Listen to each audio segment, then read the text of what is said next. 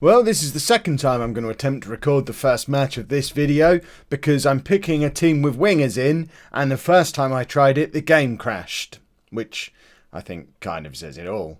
Hello and welcome to Club 6 Part 2 Non-League to Legend. I'm Kevin. Coming up on today's episode, we are away against Brighton and then also away against Stoke, both in the Premier League. Since you were last with me, there's not been a huge amount of time that's passed. There's been some tactical experimentation going on. You saw what happened with Watford in the last episode. I don't want to talk about it. I also don't want to talk about what happened against Bristol City, who are in the Championship, I think. League One. Bristol City, who are in League One, who we drew 0-0 with in the FA Cup. That's the point where we abandoned the 4-3-1-2 that has been so trusty for so long. Went to a 4-2-3-1 because it does suit the Arsenal players better. We've used that for the last 3 games. Yes, we've only played Newcastle, Wolves and Bristol City. We've not had a massive challenge yet. But then I don't think Brighton and Stoke are going to be a particularly massive challenge. But what we need to do is get some points on the board before we hit Man City. Because the Premier League is still looking a little bit messy, but not beyond repair at the moment. So we're 8 points outside of the Champions League spots. Only 4 points behind old club Leicester, who have fallen out of the Champions League and now find themselves in the Europa League qualification spot. The Europa League is absolutely doable. Man City have lost 7-2 at home to Chelsea today. If we're within sort of 6 points of Man City by the time we play them, then we've got a massive opportunity to have a second half of the season push for the Champions League. We've got 2 games in hand on them. It's all doable as long as we maintain the form we've been in recently. And this is the team that we're putting out there to do it. So we are using a 4-2-3-1 on control, on fluid, with direct passing, floated crosses, and being more expressive as team instructions as usual. No player instructions. These team instructions have just kind of grown organically out of the last few games, playing around with the recommendations that come on in match, having a look to see which ones work, which ones don't. There'll be more of that experimentation over the next couple of months probably as I try and work out how to use wingers. But so far, we seem to have the players to make it work, and that's with some of these players still unavailable through injury or only just coming back, for example, Dolberg. So we've got Butland in goal, a back four of Tabarez, Felipe, Alex and Suma, with Leshy and Rondanina in midfield. Pingu's up front on his own with Salcido, Merson and David behind him. Tommy Merson, I think, is probably the weak link of our squad. Yes, we could stick Kasper Dolberg in there, but I think with the little bit of money that we've got to spend, we don't have a lot. I'm either going to be looking to bring in an attacking midfield player or some more centre-backs. Another centre-back. We've only really got two proper options at centre-back. Malang Sarr. People say give him a chance. He doesn't seem good enough for us. And then Nicholas Stark is a midfield player. So we probably need another centre-back just to fill out the squad. And I think we probably need an attacking midfield player unless Dolberg comes in and makes that position his own. But we'll give him the opportunity to do that. That's for sure. We've only got like £12 million to spend and very little in the way of wage budget to play with. So I think we'll be lucky if we get any transfer business done in this transfer window. There's a couple of weeks to go, but unless we sell somebody, realistically, I don't see that we're going to be able to bring in the kind of quality of player that's actually going to improve our team now. Maybe we could probably get away with a youngster as a centre-back because we've got those 2 established players plus Sarr there as a backup option, so we could bring in a fourth choice young centre-back who's got some potential just to get another body in the squad. That might be something we can achieve with 12 million quid. I don't think we're going to bring in an attacking midfielder better than Merson, or certainly better than Dolberg, for £12 million. So that's probably going to be a target that we take into the summer, assuming we carry on using the 4-2-3-1. Like I say, it's been working so far, but it could easily stop working at any moment. This is the first proper highlight of the game. I mean, that's terrifying at the moment. That's by far the worst we've played at any point since we've been using this system. Brighton have had 11 shots, 57% possession. We've not even had a shot on target yet. We're struggling to get hold of the ball. We can't pass. The only good thing is we're tackling, but we've now conceded a goal. We can't head, we can't pass, we can't get hold of the ball, and we're not shooting. I mean, that's... And there's Jerry Gilboy, one of the ones who got away. He's the lad who scored all those goals for West Brom a few years ago. And we looked at when we were at Leicester, but just couldn't afford him in the end. But all that talk of us playing well. And to be fair, we have been playing really, really well. Not today at all. So I think we're certainly not there yet when it comes to having a tactic that's going to push on for the Champions League. I can't believe how poor we're playing. It is ridiculous.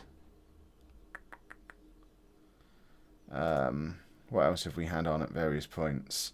We've had work ball into the box isn't going to help when we're not even getting any shots. Roam from positions is something we've played around with and it didn't really work, I don't think, but the assistant manager did recommend it a few times. I've not seen any of those notifications come up during this match. It might just be that because I was waffling on to you lot, I didn't notice them, and there's some changes I could and should have made early on as we continue to tweak this tactic. Or perhaps it's just as simple as, Kev, don't go away from home on control. You're not good enough to do that yet. Go on your away games, use the Leicester model, go away from home, trying not to lose, worry about winning your home games. Pingu's done brilliantly there, but hasn't been able to finish it off. But that's the first piece of real positive attacking play we've had. We've also committed a lot of fouls. We are just playing so poorly today. It is ridiculous. Right, we need to make some early changes to try and fix this. Merson's coming off, Dolberg's coming on. We are going to get them roaming from positions. We're going to take off direct passing and have some mixed passing. Let's work the ball into the box anyway. And just try and play a bit more like Arsenal. When Arsenal were good, of course. Not like current Arsenal. We don't want to play like current Arsenal. That would be silly. Suman's not having a very good game, but we don't have any other options at right back. Can Alex play at right back? Not very well, so we're not going to make that change. Suma's just going to have to stay on. We don't have much in the way of anything really from the bench. Junior David, get him in. We've now got a David and a David. That's not going to get confusing, is it? David, Alex. They're all. We might as well just operate on a first name basis. Jake Hutchings is there. So I don't really want to bring off. Right. We're only in the 70th minute. I don't need to make major changes. 2 changes is enough for the 70th minute. Hutchings is there as an option who can come on, and we can shuffle that front 4 around, really. Pingu can go out wide. Dolberg can push up. Hutchings can come on and offer something somewhere. We're still not doing anything at all. Pingu's had a terrible game. Swap those 2 over. Salcido can maybe come in there. And Hutchings can go out that way. We need some more attacking from someone. Right, we'll try Dolberg up front. We're going to attack him. We've just got to find a way back into this game. Or else, this is silly. This is just silly. We've been playing so well. Right, Tabarez. Cross comes in. There's nobody there at all. I think we need to stop floating our crosses. Dolberg should have scored. David won. Should have scored. We are creating some chances now. It's officially becoming a mugging. 2 clear-cut chances to their 1. But our finishing is just so poor. I want to change the way we're crossing. I don't want us floating crosses. Let's try... Let's whip some crosses. Ooh, I like a whipped cross. Almost as much as I like whipped cream. Right. We're very narrow. They're getting around the side of us really easily. There you go. Around the side of us again. 2 men wider than anyone in our team. I thought playing with wingers was supposed to stick people out in the wing areas. This is how little I understand about using wingers. I think we've just been massively unlucky today. Certainly once we've made those changes, we've started playing better. But we've just not been able to get hold of the ball.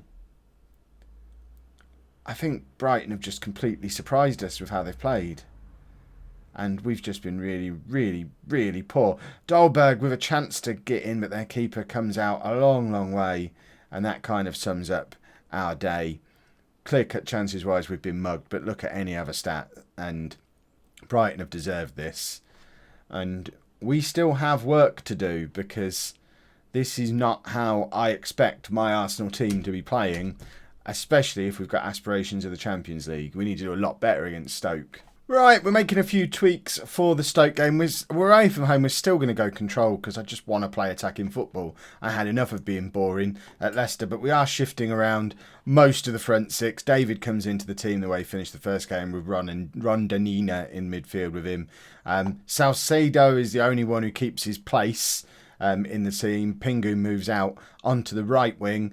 Patrick Roberts is going to come in behind Dolberg, who's going to play as a striker. Because I'm playing all three of these on attack, because they're all very attacking players, I'm putting Dolberg onto support to try and get him to kind of almost play like a target man, but with some more attacking thoughts as well, and encourage these three players to all push beyond him. I don't know if that's a good idea or not.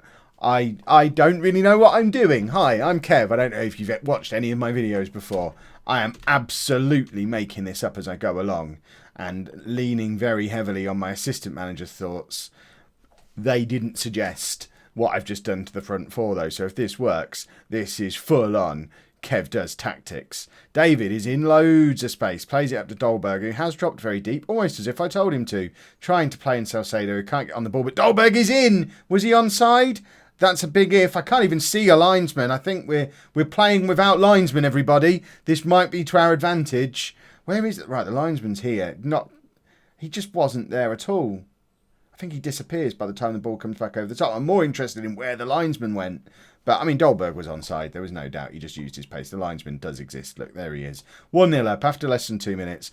Kasper Dolberg saying, right, I'm your striker then. Pingu can play out on the wing for a little while because I've just come in and scored a goal. Aren't I great? Pingu pushing very far forward. I like it. We're looking decent in this first 2 minutes that we scored in. So, you know, you'd expect us to look decent in those circumstances. Roberts out to Salcedo, and it's Dolberg running in behind again.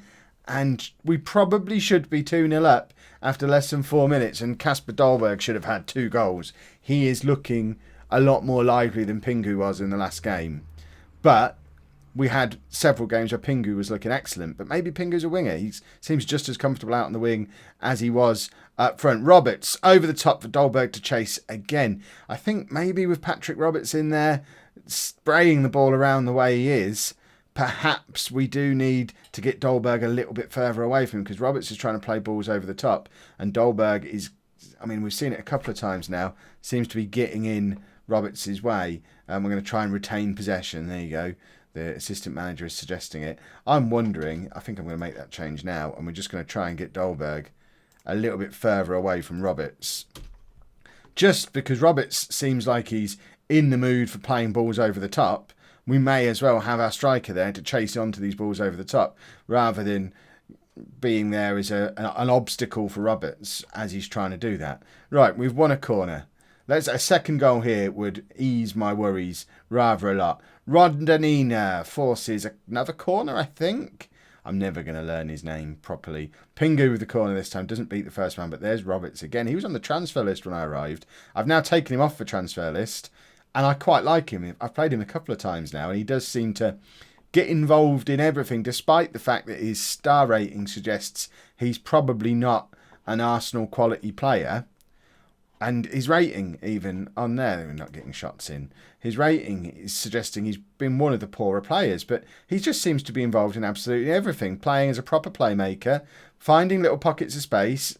That was a poor pass, but everything's coming through Patrick Roberts, and it's like the games can't see it. Right, there's an opportunity. It's over the top. Dolberg flicks on, and there is Pingu. And I'm claiming that one, absolutely, because I think if we hadn't have pushed Dolberg forward, he's not there for that flick on. Patrick Roberts massively involved again.